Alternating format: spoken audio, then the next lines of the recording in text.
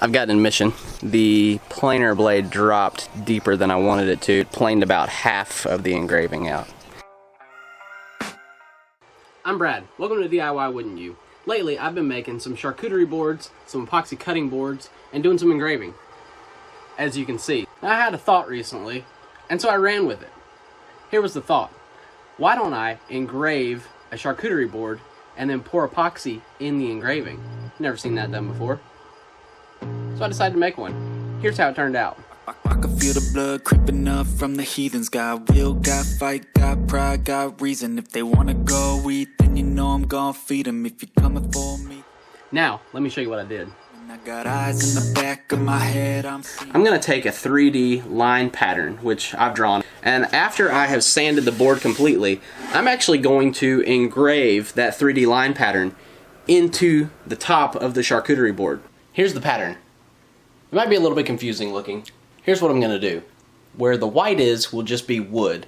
Where the black is will actually be what it's engraving.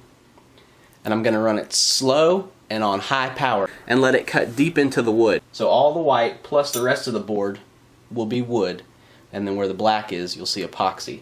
I've never seen this done. I've seen people do stuff like this with a CNC router. Never seen it done with a laser engraver. I've got my image scaled to size. I've messed with my settings some. I'm going to frame this and see what the perimeter of this looks like on the board.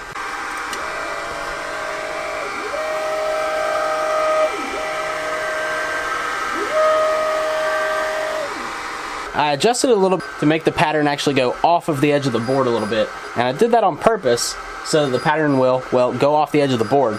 And it'll actually cover the entire board, which is what I want. Take me for granted and you know I'm leaving. I'ma take what's mine with the webs I'm weaving. I could take this crowd from seeing to believing. Got a taste for blood and my tongue keeps bleeding from the words I speak. Next step is tape underside of that knot hole and tape along the edge here to keep any epoxy from flowing off of this. I'm so freezing, so cold, behold, frostbite they feeling. I could tear you apart or I could go heal them. Don't believe in fate, don't believe in ceilings. I just need a taste and my mind starts peeling. I don't pace myself, I grind on kneeling. Got lust for change, I just love the feeling. No, I ain't gonna give up. I think I'm just gonna keep it simple and do a pearl white.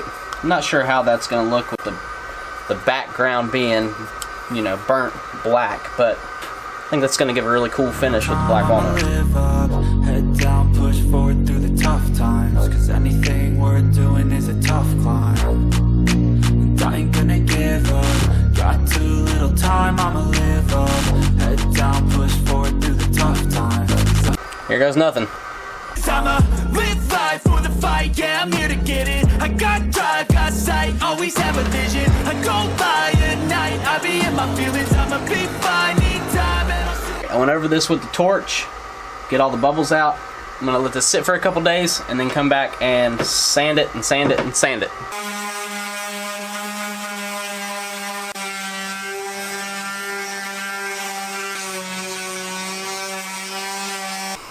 I've got an admission. After I did this board the first time, I ran it through the planer to buzz the epoxy down so I didn't have to sand it so much. The planer blade dropped deeper than I wanted it to, and it planed about half of the engraving out. So I planed it on down and re-engraved it, re-epoxied it. This time I slowed the engraving down some and boosted the power up to get a deeper burn. And so this time, instead of running it through the planer, I'm just sanding it. And so here's where I'm at right now. I know it's kind of hard to tell, but you'll see in just a second. Here at DIY Wouldn't You, we want to inspire and educate. We want to make projects entertaining and encourage you to try something fun, learn something new, and impress yourself and your friends. We want to remind you that just because you haven't done something, it doesn't mean you can't. So keep learning, keep building, keep DIYing. And when you mess up, don't give up. Just try again and learn from your mistakes. I live life for the fight, yeah, I'm here to get it. I got drive, got sight, always have a vision. I go by at night, I be in my feelings. I'ma be fine, need time, and I'll soon be winning. I can feel the blood creeping up from the heathens. Got will, got fight, got pride, got reason. If they wanna go eat, then you know I'm gon' feed 'em. If you're coming for me, hope you're ready for a demon.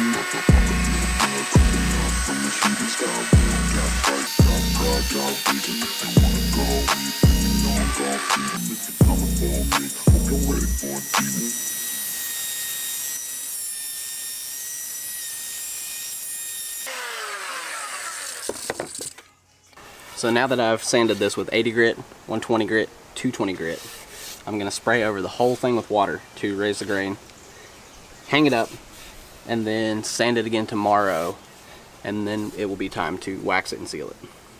If you're wondering what raising the grain is, I was too before I started making cutting boards and charcuterie boards. What it is when the wood is sanded down, it feels smooth. If you go ahead and wax the board before you raise the grain, what will happen is the first time that board gets washed after it's used, the grain will actually feel fuzzy. It'll start lifting the fibers of the wood, and so it'll feel fuzzy or rough. And so if you're making these to sell, you don't want that. So what you have to do is, after you've sanded with a couple different grits and get it fairly smooth, you want to spray it with water, let the grain raise, and then go back, sand it again, and you'll knock off all those fuzzies. And then you can go finish the board.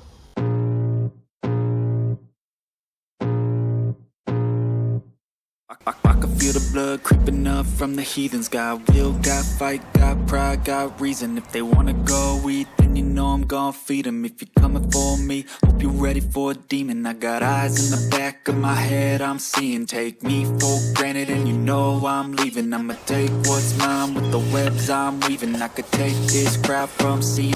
The mineral oil is going to condition the wood. It's going to soak into it and give it a nice foundation and seal the wood nicely, and then we'll put a cutting board wax on top of that to further protect the wood and bring out the beautiful finish. There we go. Now I'll hang this up overnight and then come back tomorrow and do a cutting board wax on it. Here's the finished product. I used Patriot wood wax on this. Patriot Wood Wax is an American company made by an Army veteran. His company is True American Craftsman. So, shout out to that dude. He makes good wood wax. So there you can see the finished product. I'm super happy with how this turned out. Like I said, I had to do the engraving over again. And when I do another one, I will actually do 2 or 3 passes to get the burn deeper. The contrast is really cool. It's subtle. The color of the pearl epoxy accents the sapwood of the black walnut nicely. If you guys enjoyed this video, give it a thumbs up. If you want to see more fun projects that we're working on, subscribe to the channel. We'd love to see you back. If you want to be the first to know when we post another video, hit the notification bell. I'm Brad. This is DIY Woodn't You. Thanks for watching. We'll see you next time.